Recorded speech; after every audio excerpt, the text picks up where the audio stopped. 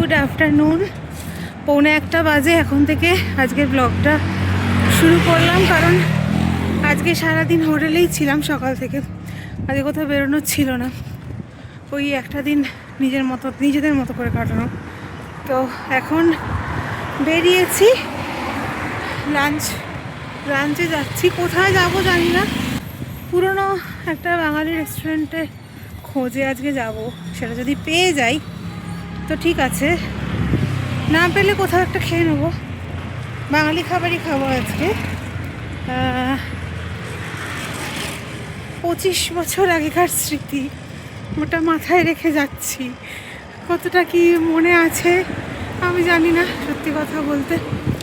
তো চলো, আজকে এখানে প্রচণ্ড রোদ, ঠান্ডা কম, বিভৎস রোদ আজকে।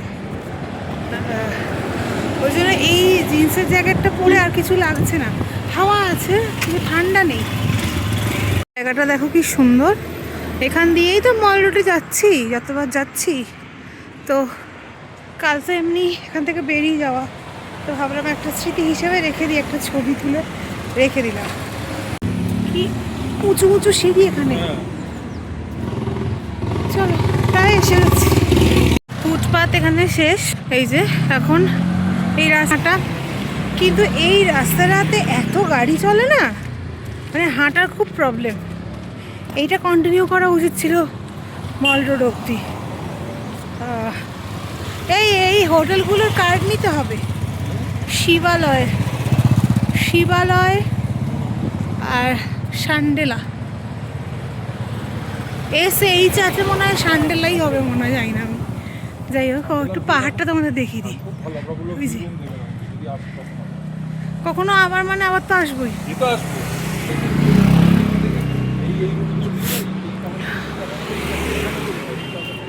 এইটা একটা কি রয়েছে, ওয়াইল্ড লাইফ ইনফরমেশন সেন্টার।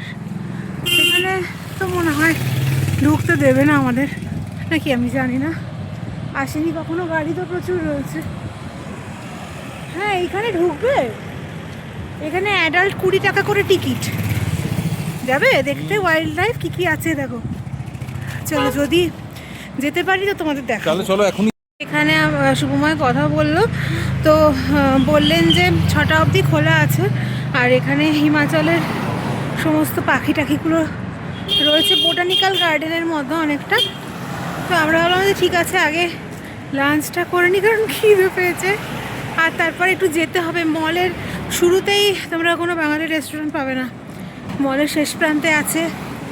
মল থেকে ডান দিকে গিয়ে আছে। তো আগে যাই, খেয়ে ফেরার পথে একেবারে দেখবো। ভালোই হলো, একটা জায়গা দেখে ফেলবো। আর পাখি টাখি খুব ভালো লাগে আমার।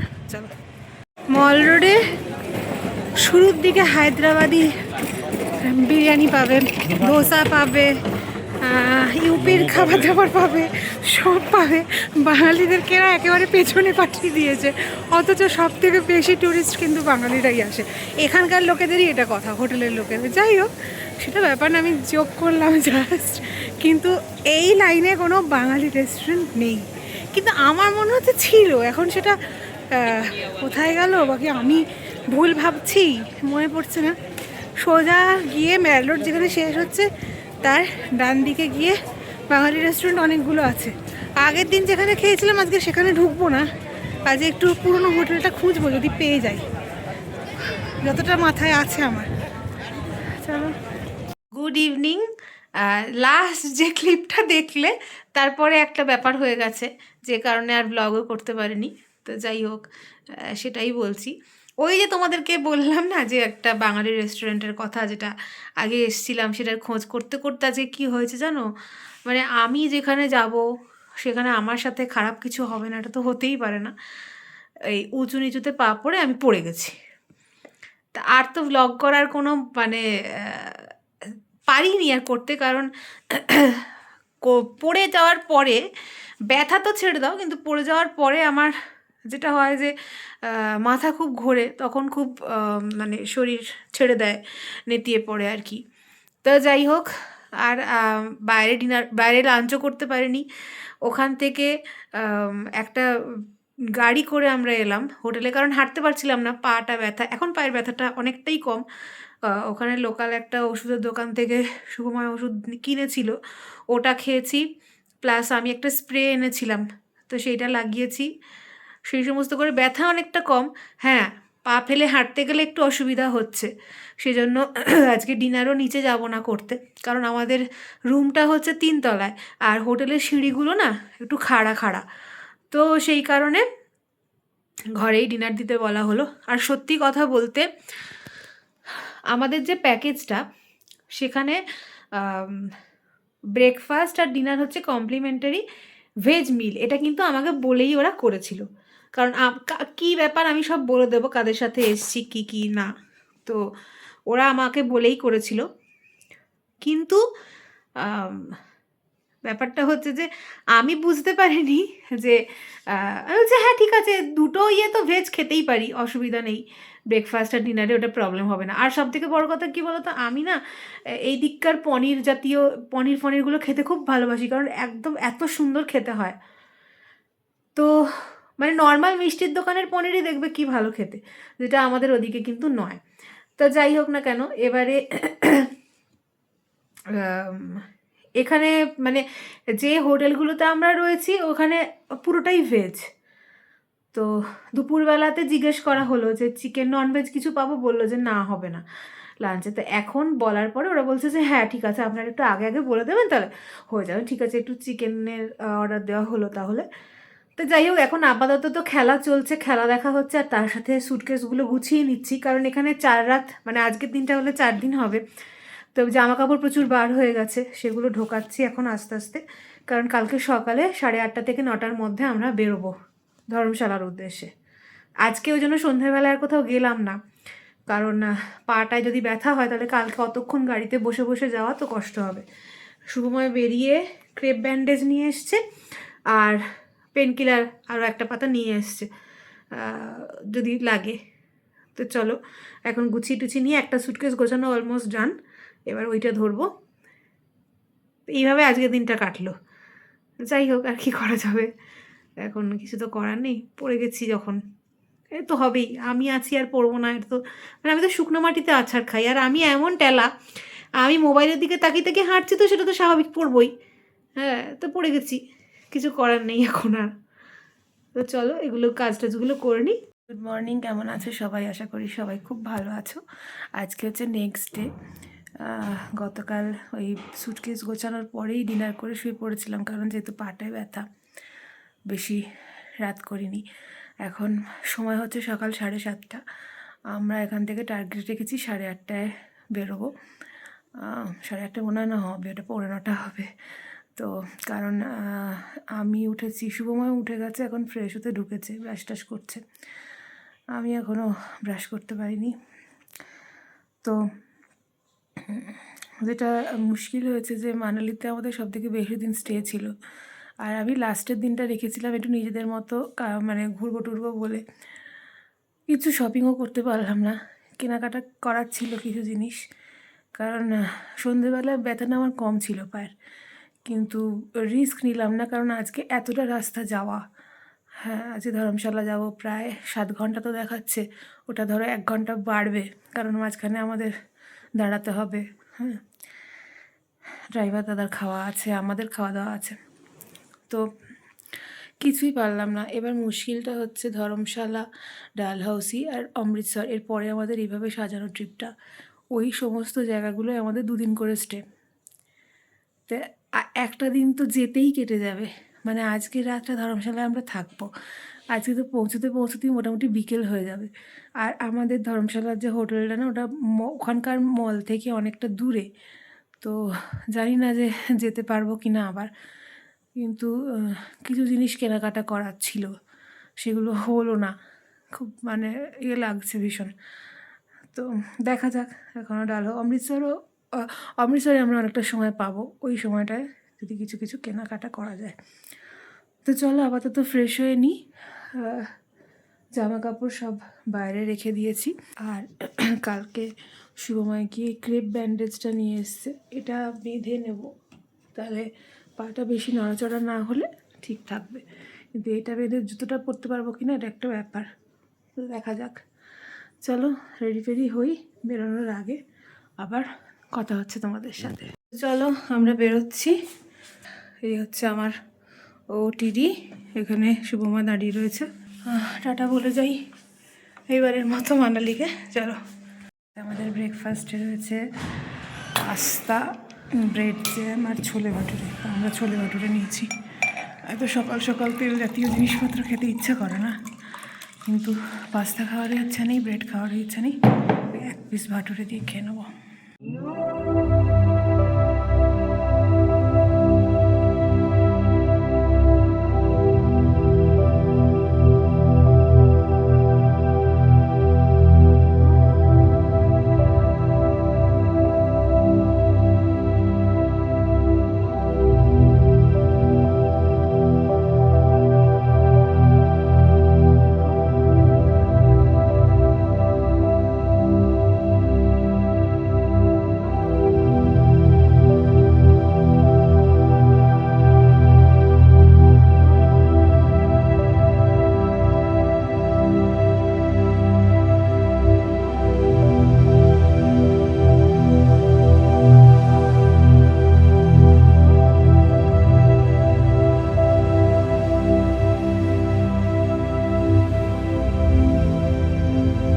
যেতে যেতে একটা জায়গায় আমরা দাঁড়িয়েছি, কারণ অনেকক্ষণের পথ। আর আমাদের ড্রাইভার দাদা যে সেও খাবে, শুভময় হয়তো একটু চাটা কিছু খাবে, আমি এখন কিছু খাবো না, এখন আমার খিদে পায়নি সেরকম। তো তারাও তোমাদের একবার ব্যাকগ্রাউন্ডটা দেখাই। এই যে সব জায়গা পাহাড়, যাই দেখি কি আছে না আছে। চা তো খাবো না, ইচ্ছা করছে না কিছু খেতে, দেখি।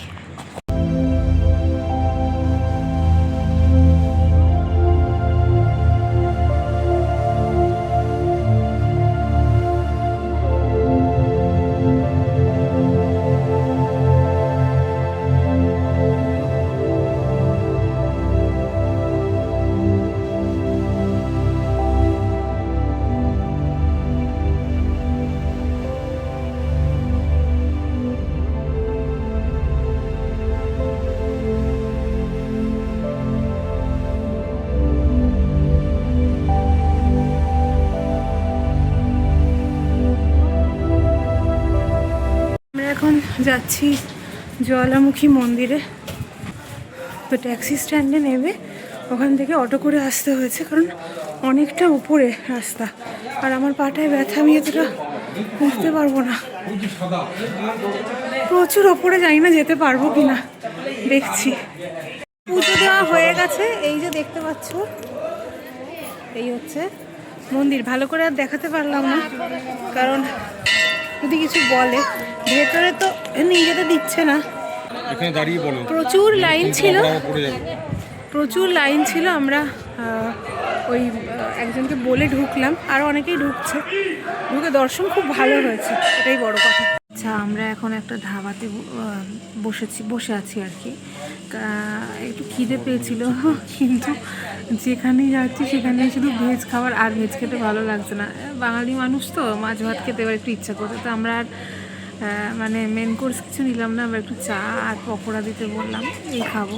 আর এইখানে যে কি গরম ভাবতে পারবে না, এত গরম, আর আমি তার মধ্যে এইটা পরেছি, তো এটা পুরো উলে, ওখানে তো ঠান্ডা লাগছিল, তারপরে এত গরম লাগছে, মানে ভাবা যাচ্ছে না। এখনও আমাদের হোটেলে যেতে প্রায় 2 ঘন্টা, তো শরীর খারাপ লাগছে। এবার মনে হচ্ছে হোটেলে গিয়ে একটু চান করতে পারলে ভালো হতো। যাই হোক, এখনও আমাদের খাবার আসেনি, এলে তারপরে খেয়ে আবার গাড়িতে উঠবো।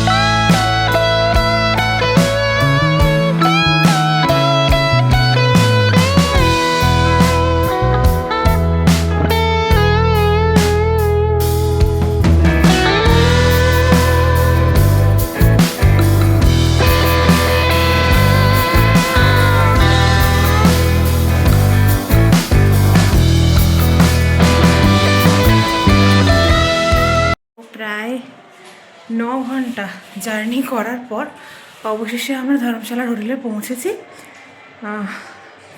হোটেলটা খুব ঘিঞ্জি একটা এরিয়া পেরিয়ে এসে মানে পেরিয়ে আসতে হয় হোটেলে পৌঁছতে গেলে, খুব ঘিঞ্জি। আর এই জায়গা মানে ধর্মশালার ম্যাকলিওডগঞ্জের রাস্তা এত সংকীর্ণ, এত ন্যারো, একটু অসুবিধা হয়েছে আমাদের। তো চলো, এই হচ্ছে আমাদের রুম নাম্বার 303। তোমাদের একবার রুম ট্যুরটা দিয়ে দিই।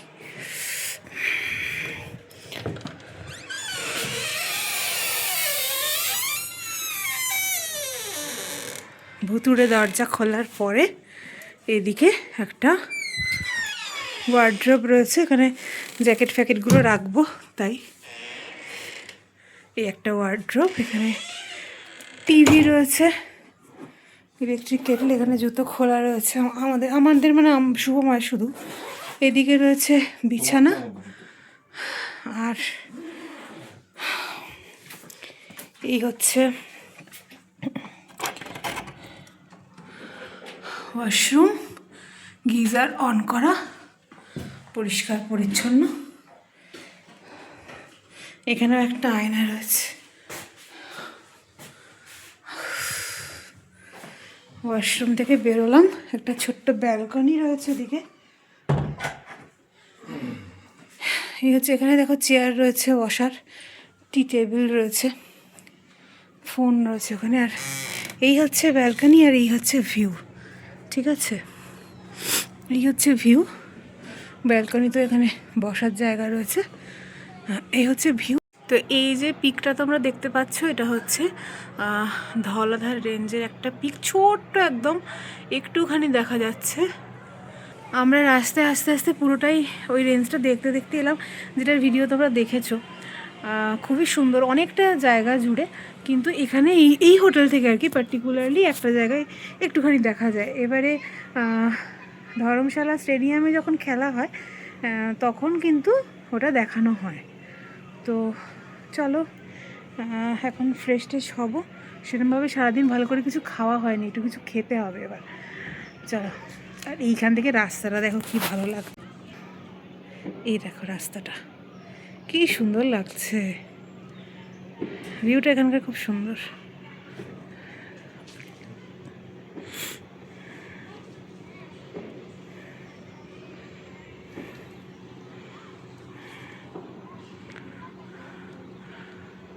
হোটেল আমরা ভালোই পাচ্ছি, হোটেল কিন্তু খারাপ পাচ্ছি না। এখান থেকে তাকালে আমার মাথা ঘুরছে। চলো, আপাতত ফ্রেশ হয়নি, বাড়িতেও জানাবো, আগে ফ্রেশ হই, তারপরে বাড়িতে ফোন করবো। চলো।